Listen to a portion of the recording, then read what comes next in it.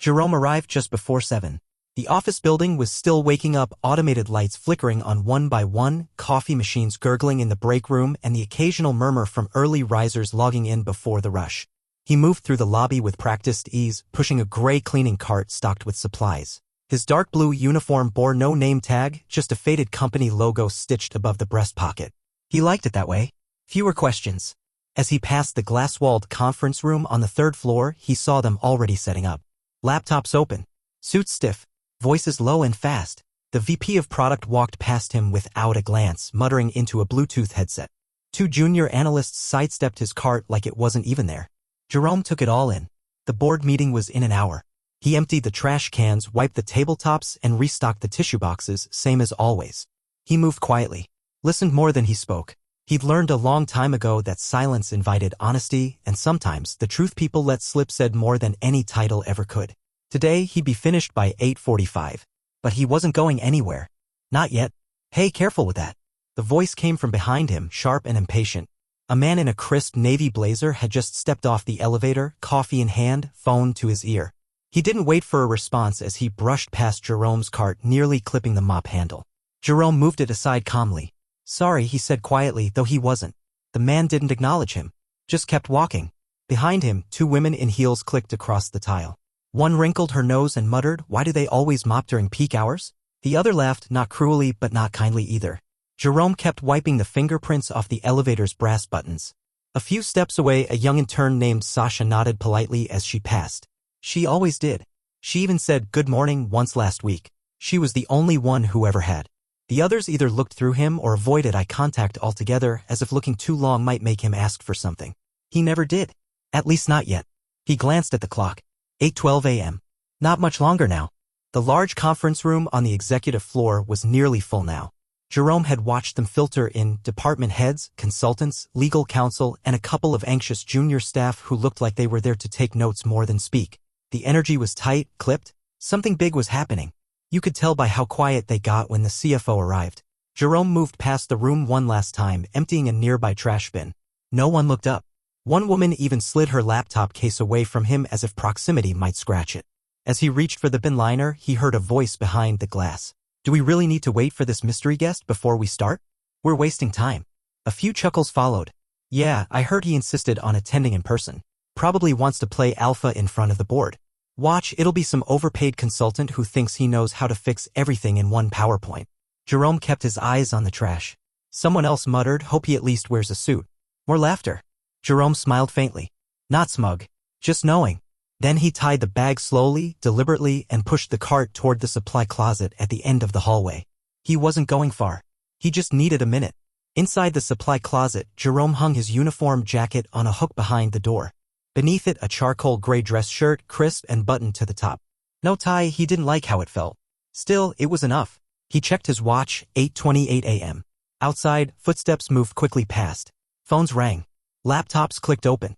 There was tension in the air, the kind that always shows up when people realize someone higher than them is about to walk into the room. Jerome smoothed his sleeves, ran a hand over his short-cropped hair, looked at himself in the narrow mirror taped to the inside of the closet door. He didn't look powerful. That was part of the problem. He looked like someone people handed things to. Someone who stood quietly by the wall. But Jerome knew something they didn't. The meeting today wasn't a formality. It wasn't a check-in. It was a reckoning. 3 months ago, the board had quietly hired him to audit the company's operations discreetly from the inside. A full behavioral and leadership review. Not just numbers, but culture, bias, environment, and most importantly, truth. No one here knew that. They just saw a man pushing a cart. He checked his watch again. Time to go. Jerome stepped out of the closet. Gone was the janitor's jacket. In its place, he carried a slim black folder under one arm, unlabeled but heavy with what it held. He walked back down the hallway toward the conference room. The chatter inside had quieted. Laughter faded into polite murmurs. Someone tapped impatiently on the table. The VP leaned toward his assistant and whispered something that made her look uncomfortable. Then Jerome reached the door. He didn't knock. He opened it. Every head turned. For a moment, the room didn't register him. Not fully. He didn't match the picture they'd built in their heads. The mystery guest wasn't wearing a tailored suit or expensive watch. He didn't stride in with bravado. He just walked. Confused glances were exchanged. Then the man in the navy blazer, Timothy Harlan, director of operations, sat up straighter, recognition flickering across his face. "Wait," he said, half standing. "You're—" Jerome looked at him, calm and quiet. "Yes." He stepped to the head of the table, placed the folder down, and met the eyes of the executives who, less than an hour ago, hadn't thought twice about stepping around him. "My name is Jerome Adams," he said evenly. "I've been contracted by the board to conduct an independent review of your department's culture, leadership practices, and workplace integrity." He let that sink in. "I've been here for 12 weeks. Silence. He watched the blood drain from Timothy's face. The silence held like a glass about to crack. A woman near the end of the table shifted uncomfortably in her seat. Two analysts looked down at their notebooks, pretending to read something. One man cleared his throat, loud in the quiet. Timothy tried to recover. I didn't realize you were," he trailed off. Jerome didn't move. "Didn't realize I was what?" Timothy's lips parted, but no words came. A younger executive, the same one who joked about Jerome wearing a suit, leaned back slowly, arms crossed, expression unreadable now. Someone tried to break the tension with a nervous laugh. Jerome ignored it. He opened the folder. Inside were pages of typed notes, bullet points, screenshots of internal communications, and summaries of anonymous interviews with staff, many of whom spoke freely, not knowing who he was. "This company says it values transparency, accountability, and inclusion," Jerome said. "What I found tells a different story." He looked up again. "For 12 weeks, I've been invisible to most of you. And in that time, I've seen exactly how this place works when you think no one important is watching." Across the table, the woman who'd moved her laptop away from him earlier rubbed her temple slowly, her jaw tight. She remembered. Jerome flipped the first page in the folder. "I'll start with workplace conduct," he said, voice even. "No theatrics. No raised voice. Just facts." Over a dozen employees described a pattern of condescension from senior management, particularly toward support staff. Dismissive language. Withholding information. Making decisions without consultation. He slid a paper across the table. "Here are the exact quotes. Redacted for privacy.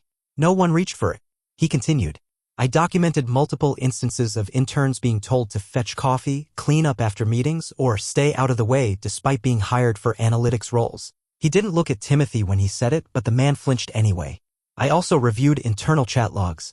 Some jokes weren't just unprofessional. They were harmful. A few were quietly deleted after hours, but not before they were archived." Another page turned. "This is not about one bad manager or a few offhand comments. This is culture." He paused. "I cleaned your whiteboards. Emptied your trash. Watched how you treated people you didn't think mattered." Now he looked around the table. "Let's be clear. This isn't just an uncomfortable meeting. This is a report that will reach the board by end of day." He closed the folder. "Any questions?" There was a long pause. Then the CFO leaned forward, his fingers steepled, tone calculated. "Mr. Adams, we appreciate your diligence. But surely some of these observations are being taken out of context. Humor, especially in high-pressure environments, can sometimes be misunderstood." Jerome didn't blink. Context was noted. But the pattern wasn't isolated. He slid a second set of papers forward, timestamps, message chains, performance reviews that contradicted verbal feedback given to staff, especially those from underrepresented backgrounds. "You call it humor. They called it humiliation." The VP of product shifted in her chair. "You've been here undercover.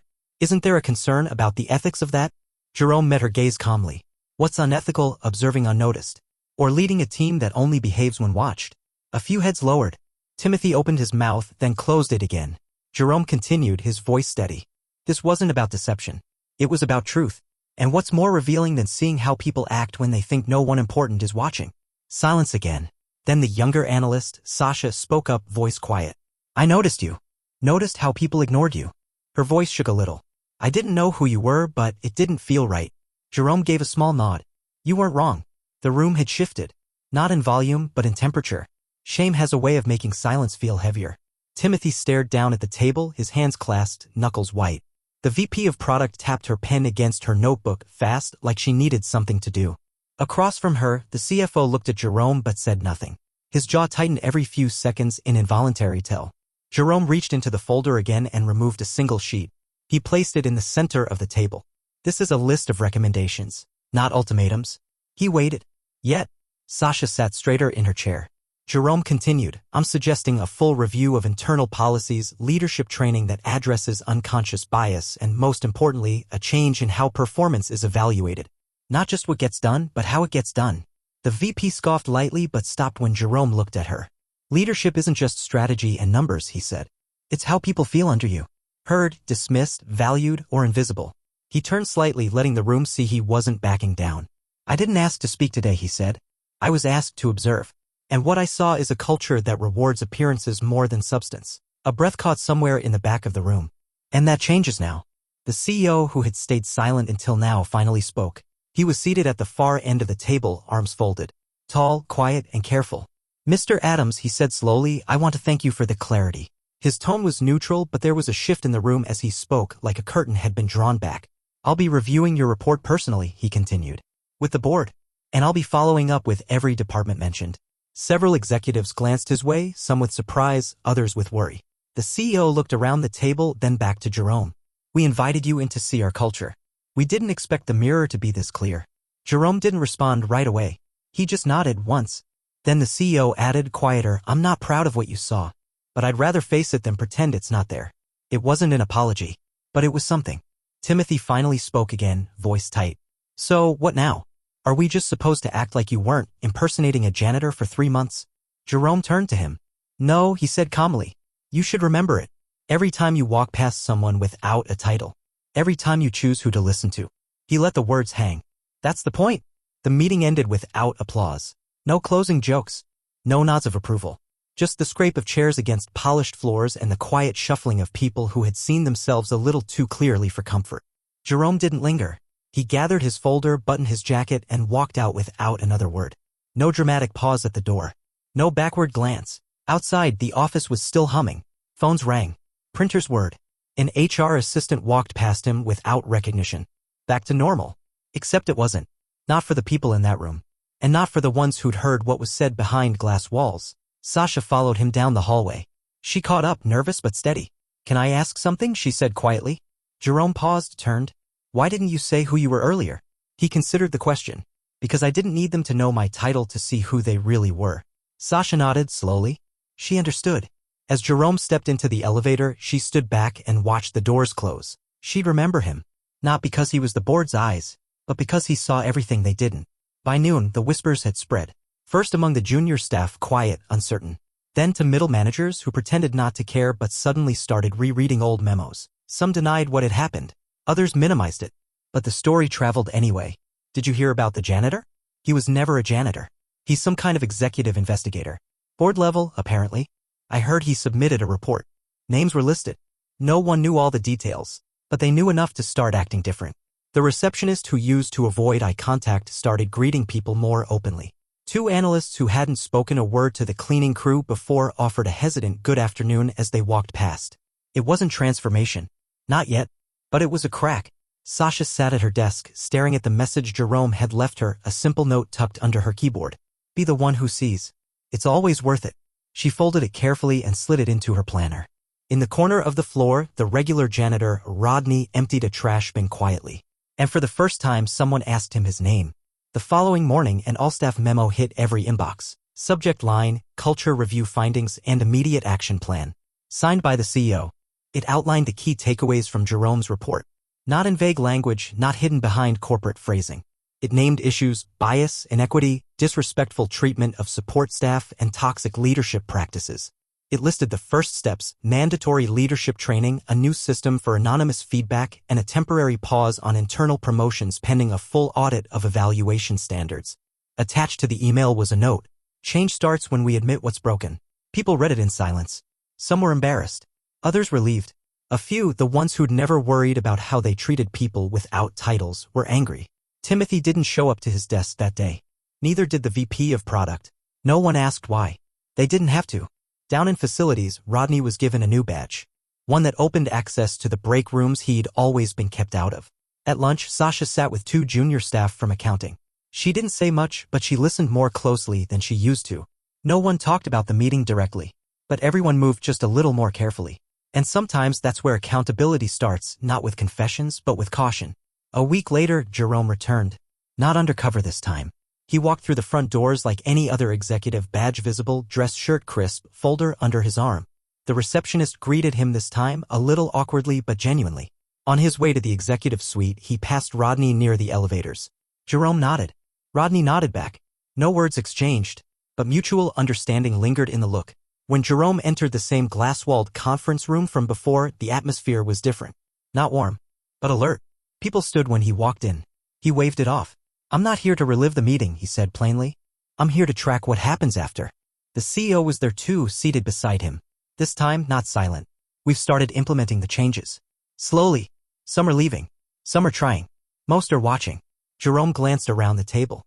"Watching's fine, as long as it turns into doing." Then he looked at Sasha, who now sat with a different group, closer to the center of the table. "How people behave when no one's looking," he said, "isn't the full truth. It's just the beginning." He let that hang for a moment, then added, "But how they behave after being seen, that's what defines them." Jerome left the building quietly. No farewell speeches. No send-off. Just the same calm walk through the lobby, same measured pace. This time, though, eyes followed him, not with suspicion, but with awareness.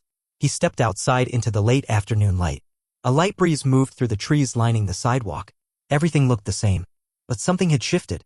Inside, conversations were already changing. People were second-guessing how they spoke, who they acknowledged, what assumptions they made. Some out of fear. Others out of conscience. Sasha stood by the window on the 4th floor, watching him go.